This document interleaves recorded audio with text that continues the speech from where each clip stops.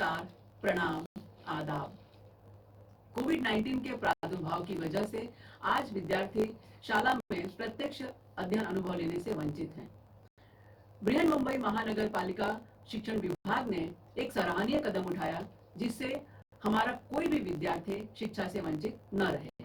और इस श्रृंखला के अंतर्गत हम अपने विषय के रोचक घटक लेकर, रोचक वीडियोस लेकर आपके सामने उपस्थित रहेंगे। और इसी के अंतर्गत मैं श्रीमती पूर्णिमा पांडे आप सभी को वर्चुअल स्टूडियो क्लास में आमंत्रित करती हूँ अपने एक नए विषय के साथ, नए घटक के साथ। तो चलें अपने विषय के संग। कक्षा छठी, हिंदी बाल भारती।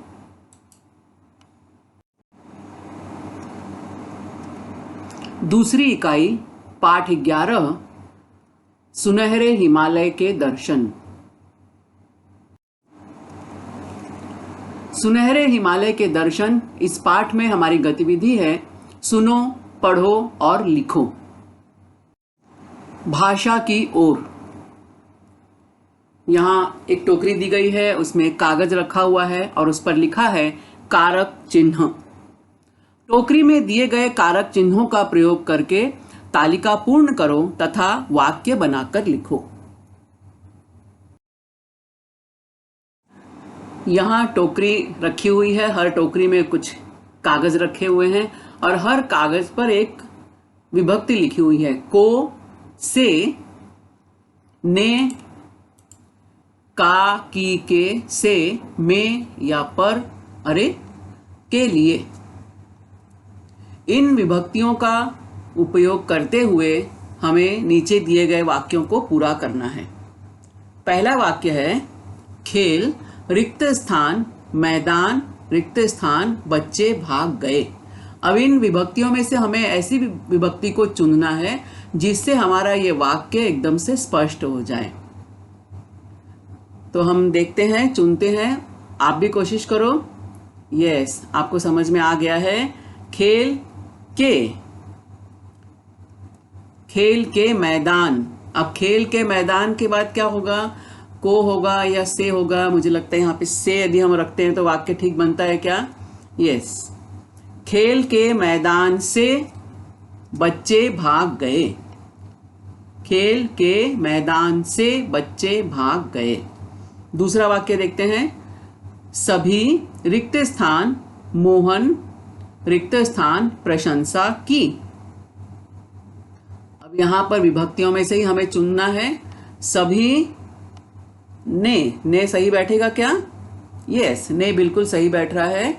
सभी ने मोहन की प्रशंसा की। सभी ने किसकी प्रशंसा की? मोहन की प्रशंसा की। अगला वाक्य हम देखते हैं। मिट्टी रिक्त स्थान, फल रिक्त स्थान, आकार बनाओ। अब यहां क्या होगा? मिट्टी से, है ना? यस, से सही बैठ रहा है। मिट्टी से फल का आकार बनाओ। मिट्टी से फल का आकार बनाओ। अगला वाक्य है। अरे, यात्री रिक्त स्थान, थकान रिक्त स्थान, शीघ्र नींद लग गई। यात्री को थकान से, यात्री को थकान से शीघ्र नींद लग गई। टोकरियां रखी गई हैं, टोकरी में कागज रखे गए हैं, कागज पर कारक विभक्तियां लिखी गई हैं। को, से, ने, का, की, के, से, में और पर, अरे, के लिए। इन विभक्तियों का उपयोग करते हुए हमें नीचे दिए गए वाक्यों को पूर्ण करना है। पहला वाक्य है बच्चों रिक्त स्थान, जोकर रिक्त स्थान, मन मोह लिया। बच्चों ने जोकर का मन मोह लिया। बच्चों ने जोकर का मन मोह लिया। अगला वाक्य है मां ने पौधे रिक्त स्थान गमले, रिक्त स्थान लगाया। अब इनमें से हम चुनेंगे कि कौन सा जो विभक्ति चिन्ह है यहां सटीक होगा। मां ने पौधे को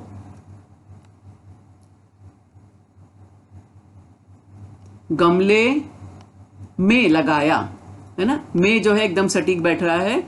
मां ने पौधे को गमले में लगाया। अगला वाक्य है खेत रिक्त स्थान गेहूं रिक्त स्थान बीज बोए। खेत में, ये तो सुनने में ही समझ में आता है तुरंत। खेत में गेहूं के बीज बोए। खेत में गेहूं के बीज बोए। अगला वाक्य है दीवार रिक्त स्थान चित्र रिक्त स्थान जगह बनाई। दीवार पर, दीवार स्थान है, दीवार पर चित्र के लिए, दीवार पर चित्र के लिए जगह बनाई। हमने जो वाक्य पूर्ण किए उनको एक बार फिर से देखते हैं। खेल के मैदान से बच्चे भाग गए। सभी ने मोहन की प्रशंसा की। मिट्टी से फल का आकार बनाओ। अरे यात्री को थकान से शीघ्र नींद लग गई। बच्चों ने जोकर का मन मोह लिया। मां ने पौधे को गमले में लगाया। खेत में गेहूं के बीज बोए। दीवार पर चित्र के लिए जगह बनाई। तो इस तरह हम यहाँ देख रहे हैं कि ये जो विभक्तियां हैं ये वाक्य के दो शब्दों के बीच संबंध स्थापित कर रही हैं।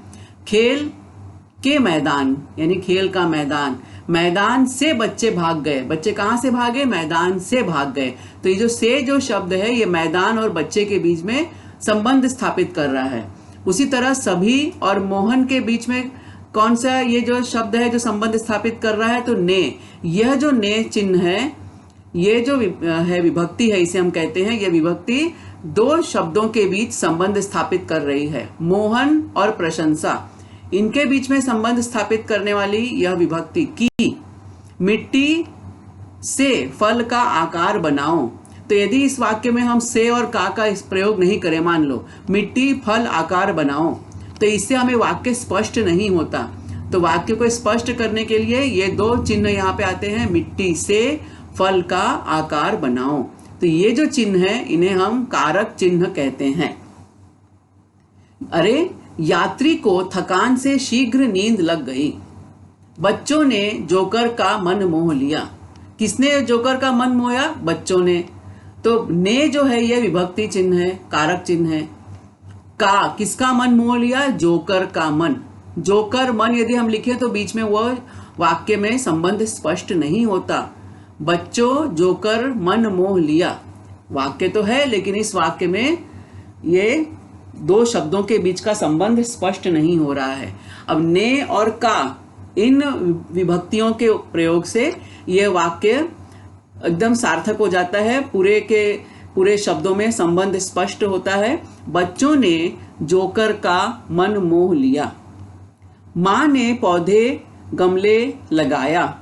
अब यदि को और में ये दो चिन्हों का उपयोग हम न करें तो ये वाक्य अधूरा सा लगता है, वाक्य स्पष्ट ही नहीं होता। जब इन दो विभक्तियों का हम प्रयोग करते हैं, मां ने पौधे को गमले में लगाया, तो वाक्य एकदम खुलकर स्पष्ट होता है।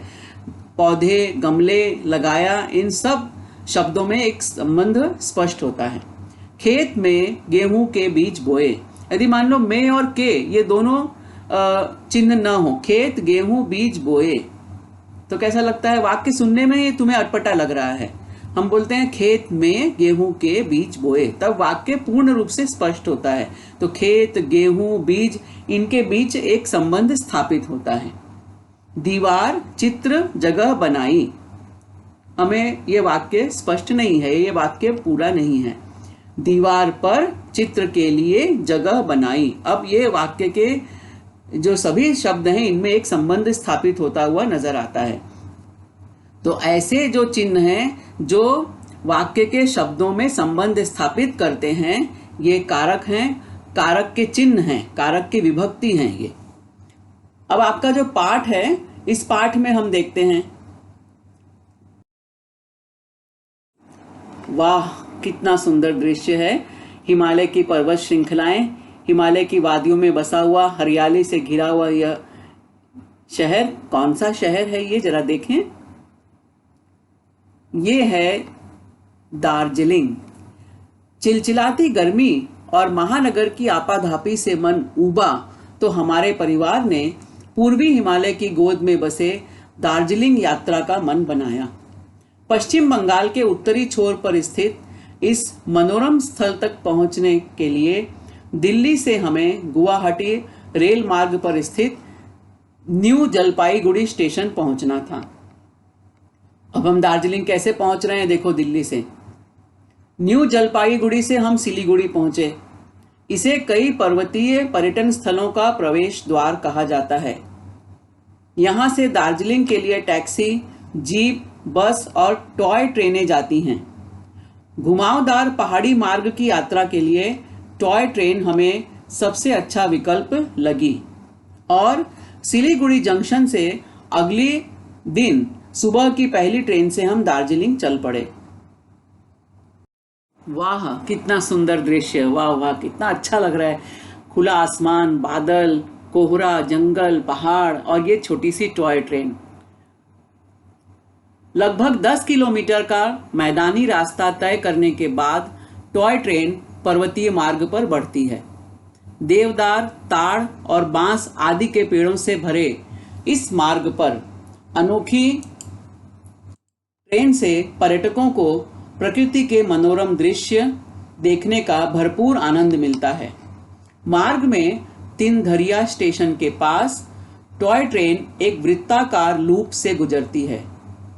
कुर्सियांग पहुंचकर तो सब कुछ रेल लाइन के एकदम निकट लगने लगता है। सैलानियों को यह देखकर आश्चर्य होता है कि रेलगाड़ी मानो दुकानों और घरों को छूकर जा रही हो। इस अनोखी खिलौना रेलगाड़ी की शुरुआत 122 वर्ष पूर्व हुई थी। गहरी घाटियों, दूर तक फैले चाय बागान, कृत्रिम पुलों और छोटी छोटी सुरंगों को पार करती हुई यह ट्रेन जब घूम स्टेशन पहुंचती है तो पर्यटक रोमांचित हो उठते हैं। यह है चाय का बागान। चाय के बड़े बड़े बागान होते हैं। जो चाय हम घरों में पीते हैं ये उनकी खेती है। दार्जिलिंग का पुराना नाम दार्जिलिंग था। सदियों पहले यहाँ एक छोटा सा गांव था। चाय के शौकीन अंग्रेजों ने इस क्षेत्र की आबोहवा को चाय की खेती के योग्य पाकर यहाँ चाय बागान विकसित किए। वाह कितना सुंदर दृश्य है। दार्जिलिंग सचमुच ये देखकर ही लग रहा है कि दार्जिलिंग कभी मौका मिले तो जरूर जाना चाहिए।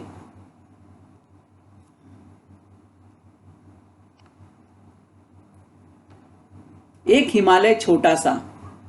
हैप्पी वैली टी स्टेट से निकलकर हम हिमालय पर्वतारोहण संस्थान पहुंचे। हिमालय के शिखरों को छू लेने की चाह रखने वालों को यहाँ पर्वतारोहण का प्रशिक्षण दिया जाता है। इसकी स्थापना एवरेस्ट पर पहली विजय के बाद की गई थी। शेरपा तेनसिंग लंबे अरसे तक इस संस्थान के निदेशक रहे। संस्थान में एक महत्वपूर्ण संग्रहालय भी है।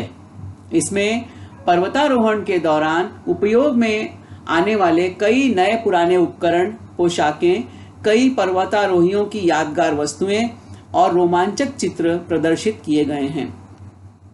इसके निकट ही स्थित है पद्मजा नायडू हिमालय चिड़ियाघर, जो बच्चों को ही नहीं बड़ों को भी बहुत पसंद आता है। पर्वतों पर रहने वाले कई दुर्लभ प्राणी यहाँ देखने को मिलते हैं। इनमें खास है लाल पांडा, साइबेरियन टाइगर, स्नो लियोपार्ड, हिमालयी काला भालू आदि। सूरज के स्वागत का मजा। अगले दिन बहुत जल्दी उठकर हमें तैयार होना पड़ा, क्योंकि मुंह अंधेरे ही हमें दार्जिलिंग से 13 किलोमीटर दूर टाइगर हिल पहुंचना था। समुद्री तल से 8,482 फीट की ऊंचाई पर स्थित टाइगर हिल सूर्योदय के अद्भुत नज़ारे के लिए प्रसिद्ध है। सुबह 4 बजे ही जीप हमारे होटल के सामने आ पहुंची। ठंड से ठिठुरते हुए हम टाइगर हिल की ओर चल पड़े। वहां दूर तक जीप और टैक्सियों की कतार लगी थी। वहां पहुंचते पहुंचते पर्यटकों का हुजूम देखकर लगा जैसे पूरा देश ही सूर्य के स्वागत में टाइगर हिल पर आ खड़ा हुआ हो। कंचनजंगा और अन्य हिम शिखरों पर सूर्य की पहली किरण ने अपना नारंगी रंग फैला दिया, जो कुछ ही क्षणों बाद सुनहरे रंग में परिवर्तित हो गया। सूर्य की किरण कुछ तेज हुई तो ऐसा लगने लगा कि पर्वतों पर चांदी की वर्षा हो गई हो। जैसे जैसे सूर्य आगे बढ़ने लगा, सभी हिमाच्छादित पर्वत श्रेणियां दूध सी सफेद नजर आने लगी। सूर्योदय के साथ ही पल प्रतिपल रंग बदलती पर्वतमाला का ऐसा अविस्मरणीय दृश्य देख पर्यटक अवाक रह जाते हैं।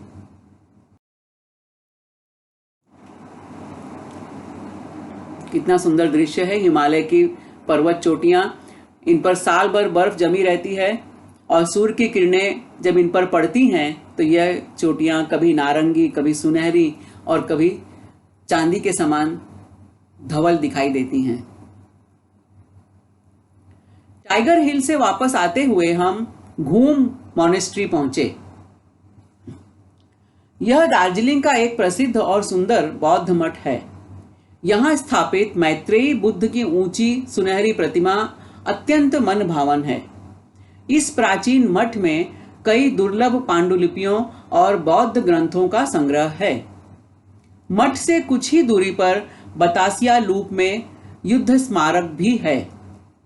यह स्मारक शहीद सैनिकों की याद में बनवाया गया था।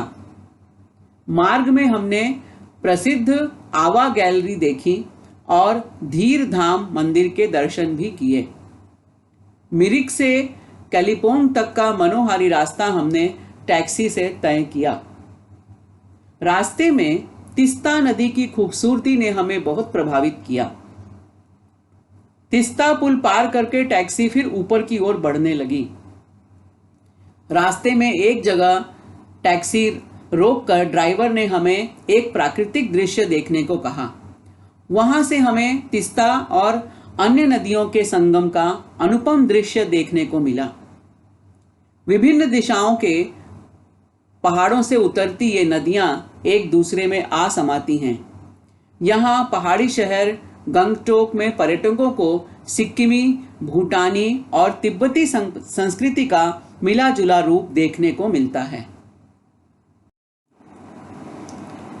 वाह, क्या बात है, कितना खूबसूरत नज़ारा, इतना सुंदर दृश्य। मन तो मेरा अभी ही दार्जिलिंग में इन हिमालय की चोटियों पर विचरण कर रहा है। देखने के लिए यहाँ पर्यटकों को योक्सा मठ, फो ब्रांग monastery, थरपाचा Oling monastery, Graham Holmes और चर्च हैं। फूल प्रेमियों के लिए तो यह जगह स्वर्ग ही है। अनुकूल जलवायु के कारण यहाँ फूलों की खेती की जाती है। इसे भारत का हॉलैंड कहना गलत न होगा। यहाँ सैकड़ों नर्सरियाँ हैं। यहाँ तरह तरह के फूल, ऑर्किड और कैक्टस देखने योग्य होते हैं। पर्यटक कुछ खास नर्सरियाँ देखने जरूर जाते हैं। कैलिपोंग भ्रमण के साथ ही हमारी पर्वतीय त्रिकोण की यह यात्रा पूरी हो चली थी। प्रकृति से भरपूर इन स्थानों की यात्रा में हमने कंचनजंगा के पावन हिम शिखर, हरियाली से सटे हुए ढलान, कलकल करते झरने, उलझे हुए पहाड़ी रास्ते, बल खाती नदियाँ, आस्था जगाते गोम्पा और विश्व धरोहर टॉय ट्रेन, इन सब को मन में छवि रूप में अंकित कर लिया। इससे यह एक अविस्मरणीय यात्रा बन गई। तो बच्चों, पढ़ते पढ़ते भी हमने दार्जिलिंग की यात्रा तो कर ही ली है।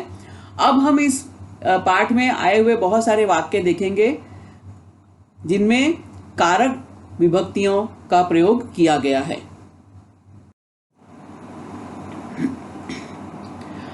महानगर की आपाधापी से मन उबा तो हमारे परिवार ने पूर्वी हिमालय की गोद में बसे दार्जिलिंग यात्रा का मन बनाया। अब हम यहाँ पे देख रहे हैं, अब यदि इन विभक्तियों को हटा दो, महानगर आपाधापी मन उबा तो हमारे परिवार पूर्वी हिमालय गोद बसे दार्जिलिंग यात्रा मन बनाया, तो ये वाक्य अधूरा सा हो जाता है। तो ये जो विभक्तियां हैं ये दो शब्दों में संबंध स्थापित कर रही हैं। महानगर की आपाधापी से मन उबा तो हमारे परिवार ने पूर्वी हिमालय की गोद में बसे दार्जिलिंग यात्रा का मन बनाया। ये सारी जो है कारक की विभक्तियां हैं। दिल्ली से हमें गुवाहाटी रेल मार्ग पर स्थित न्यू जलपाईगुड़ी स्टेशन पहुंचना था। दिल्ली हमें गुवाहाटी रेल मार्ग स्थित न्यू जलपाईगुड़ी स्टेशन पहुंचना था। यदि से और पर इन दो विभक्तियों को हम हटा दें तो वाक्य में कुछ शब्दों के बीच संबंध स्पष्ट नहीं होता। जब हम इन विभक्तियों का प्रयोग करते हैं तो दो शब्दों के बीच संबंध स्पष्ट हो जाता है। दिल्ली से हमें गुवाहाटी रेल मार्ग पर स्थित न्यू जलपाईगुड़ी स्टेशन पहुंचना था।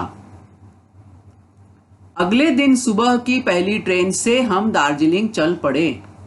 तो की और से यह विभक्तियां जो हैं, यह विभक्तियां इन वाक्य में दिए गए शब्दों में संबंध स्थापित कर रही हैं।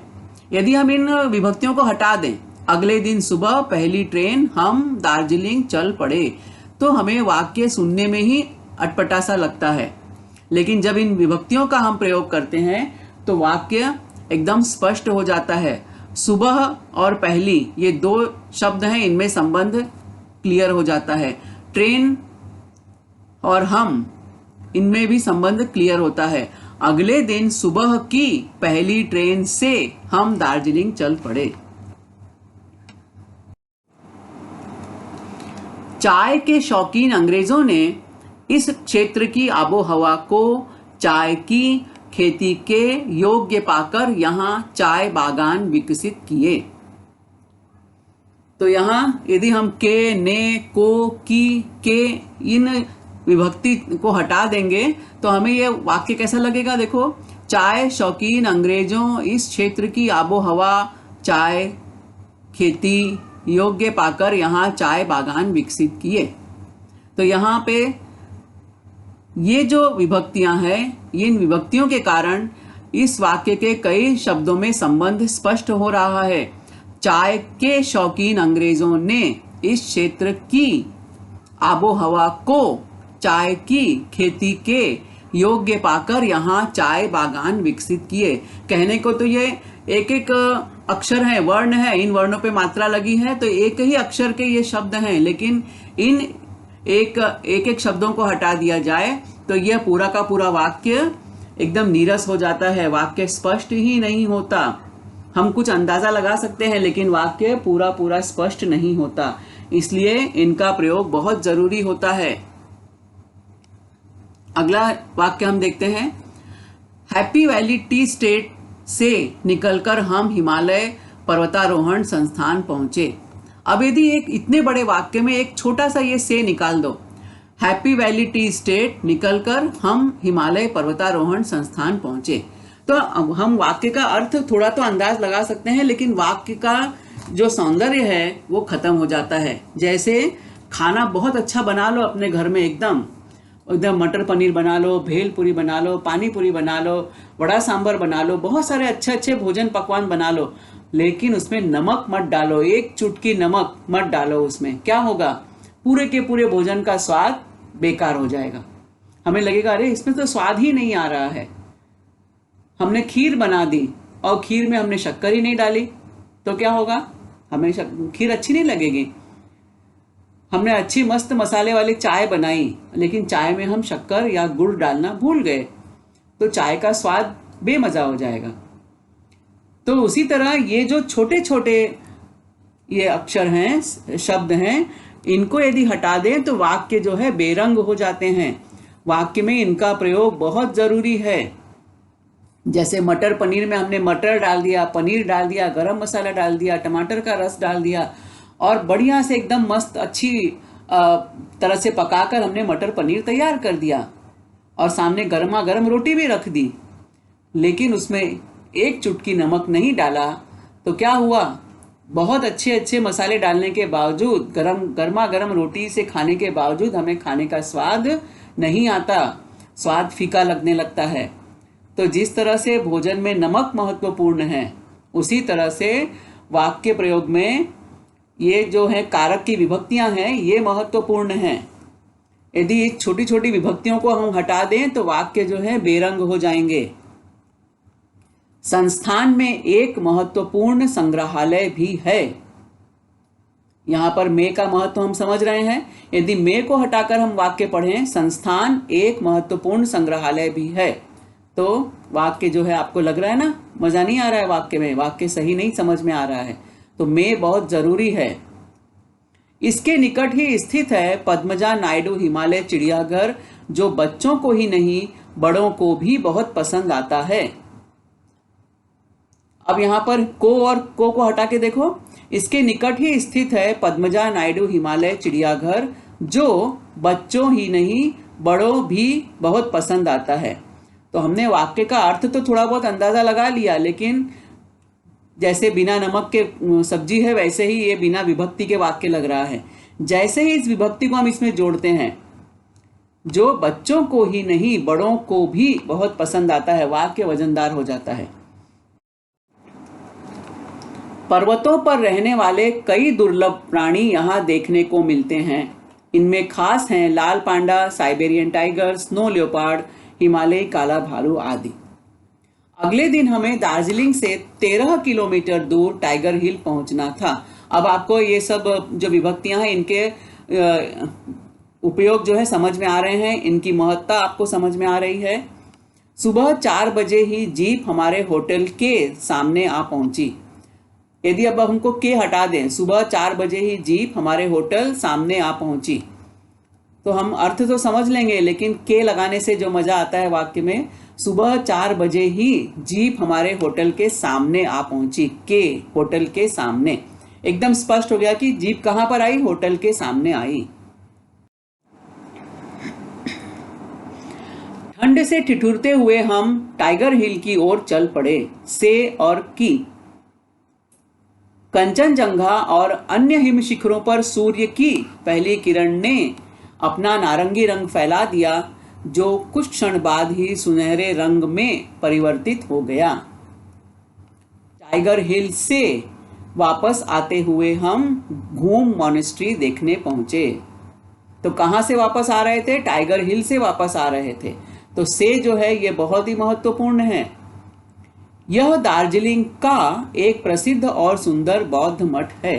दार्जिलिंग का जो है ये जो सुंदर बौद्ध मठ है, कहाँ का है प्रसिद्ध? दार्जिलिंग का प्रसिद्ध मठ है। इस प्राचीन मठ में कई दुर्लभ पांडुलिपियों और बौद्ध ग्रंथों का संग्रह है। मठ से कुछ ही दूरी पर बतासिया लूप में युद्ध स्मारक भी है। मिरिक से कालिम्पोंग तक का मनोहारी रास्ता हमने टैक्सी से तय किया। रास्ते में तिस्ता नदी की खूबसूरती ने हमें बहुत प्रभावित किया। फूल प्रेमियों के लिए तो यह जगह स्वर्ग ही है। यहाँ फूलों की खेती की जाती है। वहां से हमने तिस्ता और अन्य नदियों के संगम का अनुपम दृश्य देखा। इसे भारत का हॉलैंड कहना गलत न होगा। भारत के मानचित्र में प्रमुख पर्वत दर्शाओ। प्रकृति से भरपूर इन स्थानों की यात्रा में हमने कंचनजंगा के पावन हिम शिखर, हरियाली से सटे हुए ढलान, कलकल करते झरने, उलझे हुए पहाड़ी रास्ते और बलखाती नदियां देखी। कारक, तो अभी तक हमने कारक की अलग अलग विभक्तियां देखी। अब हम देखते हैं कारक क्या होता है। संज्ञा या सर्वनाम के जिस रूप से वाक्य के अन्य शब्दों के साथ उसके संबंध का बोध होता है, उसे कारक कहते हैं। अभी हमने देखा ना, ने, से, को, का, की, पर, ये जो सारे शब्द थे, इनसे संज्ञा सर्वनाम का अन्य शब्दों से संबंध स्पष्ट हो रहा था, तो इन्हें हम कारक कहते हैं। फिर से पढ़ती हूँ। संज्ञा या सर्वनाम के जिस रूप से वाक्य के अन्य शब्दों के साथ उसके संबंध का बोध होता है, उसे कारक कहते हैं। हिंदी में 8 कारक होते हैं: कर्ता, कर्म, करण, संप्रदान, अपादान, संबंध, अधिकरण और संबोधन। प्रत्येक कारक की अपनी विभक्ति होती है। आओ देखें। कारक, चिन्ह और अर्थ, उसकी विभक्ति या कारक का चिन्ह। कर्ता कारक, उसकी विभक्ति है ने या कर्ता कारक का चिन्ह है ने। माँ ने रोटी खाई, तो ने जो है ये कर्ता कारक का चिन्ह है। काम करने वाला, है ना, जो काम करने वाला कौन है, ये इससे हमें स्पष्ट होता है। कर्म, कर्म कारक, और कर्म कारक का चिन्ह है, क्या है कर्म कारक का चिन्ह? कर्म कारक का चिन्ह है को, और इसका अर्थ क्या है? क्रिया से प्रभावित होने वाला, जो क्रिया से प्रभावित हो रहा है। करण कारक, से या के द्वारा, क्रिया का साधन, क्रिया जो हो रही है, जो काम हो रहा है, वो किससे हो रहा है? कलम से पत्र लिखा, मोबाइल से मैसेज भेजा, तो से जो है ये क्या बता रहा है कि मोबाइल से काम हुआ। मोबाइल के द्वारा मैंने अपने अमेरिका में बैठे हुए बेटे से बात की, तो काम किससे हुआ? मोबाइल के द्वारा। क्रिया कौन सी हुई? मेरी क्रिया हुई बात करने की, किसके द्वारा हुई? मोबाइल के द्वारा हुई। तो से या के जो है, ये जो विभक्ति है, ये करण कारक की विभक्ति है। संप्रदान कारक, इसके विभक्ति या संप्रदान कारक का चिन्ह है के लिए, जिसके लिए क्रिया संपन्न की जाए, है ना, जिसके लिए हम काम करें वह। अपादान कारक, इसका चिन्ह है से, अलग होने का भाव, जैसे बंदूक से गोली निकली, पेड़ से पत्ता गिरा, मैदान से बच्चे भाग गए। तो यहाँ से जो है वो अलग होने का भाव है। मैदान से बच्चे अलग हो गए, पेड़ से पत्ता गिरा मतलब पेड़ से पत्ता अलग हो गया, बंदूक से गोली चली यानी गोली जो है बंदूक से निकल गई तो अलग हो गई बंदूक से। तो जहां अलग होने का भाव है वहां पर ये अपादान कारक होता है, अलगाव का जो भाव होता है। संबंध कारक, इसका चिन्ह है का, की, के, अन्य पदों से संबंध, जैसे राम का महल, तो महल किसका है? राम का है। मेरी मम्मी का मोबाइल, मोबाइल किसका है? मेरी मम्मी का है। तो ये जो का, की, के, ऐसे जो ये जो चिन्ह है ये संबंध कारक के चिन्ह होते हैं। अधिकरण, में और पर, ये इसके चिन्ह हैं। जलपाईगुड़ी स्टेशन पर हम उतरे। संबोधन, यहां पुकारने का भाव है ए, हे, अरे, अजी सुनते हो, अजी, पुकारने और उद्गार का बोध, तो ये संबोधन कारक के चिन्ह हैं। तो यहाँ पर हमने कारक और उसके चिन्ह देखे। बच्चों, ये अलग अलग कारक, उसके चिन्ह का प्रयोग कैसे होता है, इसके बारे में विस्तार से जानने के लिए इस वीडियो का दूसरा भाग जरूर देखें। तो अब मिलते हैं हम अगले वीडियो में। यह वीडियो देखा, सुना और समझा। मुझे पूरा विश्वास है कि यह वीडियो आपको पसंद आया है। इसे अधिकाधिक देखें, लाइक करें, सब्सक्राइब करें, अपने साथियों के साथ शेयर भी करें। आपके सुझाव और आपके कमेंट्स नीचे कमेंट्स बॉक्स में अपेक्षित हैं। कृपया हमें इनसे जरूर अवगत कराएं। तो मिलते हैं अगले वीडियो में किसी नए विषय के साथ, किसी नए घटक के साथ। तब तक धन्यवाद।